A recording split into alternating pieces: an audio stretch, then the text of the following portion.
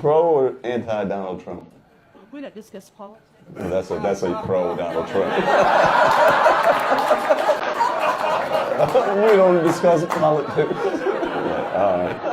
Comedian Nimesh Patel, one of the best out there, can spot a deceiving figure in his sights.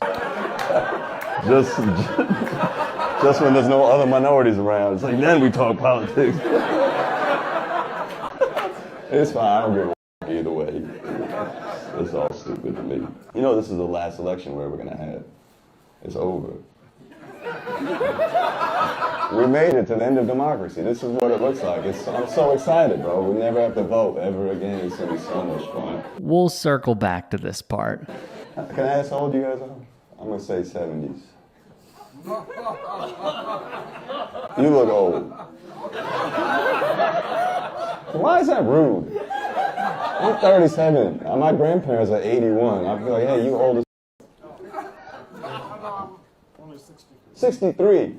Oh, that's that Arkansas water. It's just aging the motherfucker. I mean some disrespect, but that's because you don't discuss politics. All right, let's talk about it. And yes, by the way, they are trying to take away our history and our heritage. You see that. Donald Trump and his supporters. Keep it flying. Keep it flying? And why do you want to keep it flying? Why would anybody want to erase our heritage? Well, some people would say that flag symbolizes racism, it symbolizes slavery, and they might have some valid points there. That's their opinion. You know, they're welcome to their opinion if they want it. Are you pro-slavery or against slavery?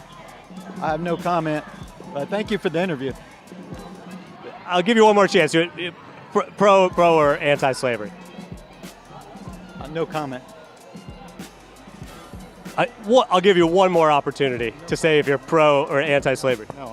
No comment. At this point, the easiest of targets for professional comedians. You know, and look at the people that want to oppress this LBGQ or whatever the heck it is, all these transgenders and gays, and you know, I don't believe in all that crap. That's just, you know. If somebody was, you know, an American who was born gay thinks that the presidency matters and their issues matter, what would you say to that person? They need to read the Bible. They need to read the Bible. Ain't but one thing you can believe and trust in this world today, and that's God's word. Shout out to our own Michael Schur for dealing with this mess. When you talk to the president of the United States, his followers will talk back to you. And they're not exactly professional comedians, whereas I am. And I have nothing better to do all day than ruin some white lady from Kansas's day. Some lady the other day, I talked to Donnie, and some lady the other day read my profile, says Nimesh Patel, and she said, go back to Iraq. Which in like 2002 would have been a decent insult, you know?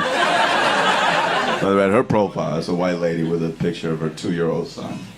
That profile says, conservative Christian mom. I wrote back, I'm gonna pray to Allah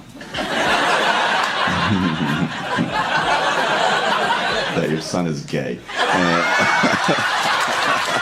Another shout out goes to Nimesh Patel, one of the best comedians in the biz. Football's become soft. Football has become soft. Now, I'll be criticized for that. They'll say, oh, isn't that terrible? But football's become soft like our country has become soft. It's true. It's true. Ah, yes, everything is so soft these days, including... That's like those Trump guys. They're always going like, you snowflakes, F your feelings and all of that. And then you make fun of Trump, they're like, oh my God, it's so disrespectful. It's like you're saying F Joe Biden. It's like you can't have it both ways. The guy walked in the arena, everybody cheered.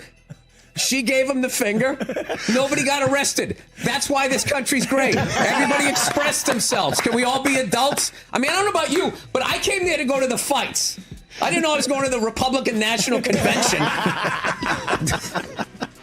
My favorite thing was when Trump was going, thank you. Thank you. You know what it reminded me of? When OJ got acquitted.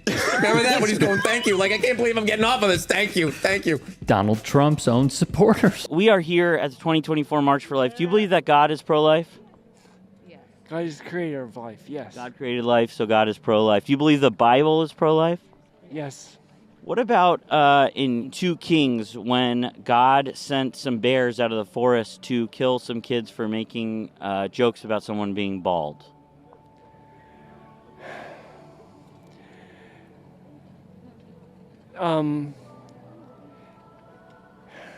If you look closely enough, you could see the moment the wires cross in this man's brain, realizing he has no reply to the good liars' question. What do you think the punishment should be for somebody who has an abortion? If you have actively and willfully murdered someone, I believe the death penalty is appropriate because the Bible tells us that's what justice looks like. So you're so pro-life that you're pro-death? Sadly, this is a common theme among the pro-government limiting reproductive rights crowd. Amazing. And can we see your flag here? Liberty or death? You think abortion is murder? Oh, absolutely. Absolutely. I mean, because... So do you think that Herschel Walker is a murderer if he paid for an abortion? Well, like I said, we've all done bad things. I mean, murder is that's one of the worst you could do, right? You know, it's according to what you want to call murder. I mean, if you see somebody breaking in your house and you kill them, is that murder? You know, if you accidentally run over somebody, is abortion murder? Well, if you do that a premeditated taking of life, I think that is murder. Premeditated taking of innocent life is murder. So that, by your definition, if the allegations are true, he was a murderer. But that's okay with you because he repented. Well, what is sin is sin. I mean, some sins are more long-lasting. As you just saw from the Good Liars reaction, the mental gymnastics conservatives undergo to justify believing in these falsehoods have no limit. And since so many of these people rely on religious doctrine to strip away the reproductive rights of millions of people, it can feel impossible to make any substantive headway on changing these people's minds. Donald Trump doesn't believe in a woman's right to choose. Okay, but there are certain cases where I believe that a woman should be able to choose, but there are also certain cases where, that is a child inside of a woman's body. So I'm stand for both, but, it's... So a woman should not have the right to get an abortion if she's 7-8 weeks pregnant. She may not even know she's pregnant at that point.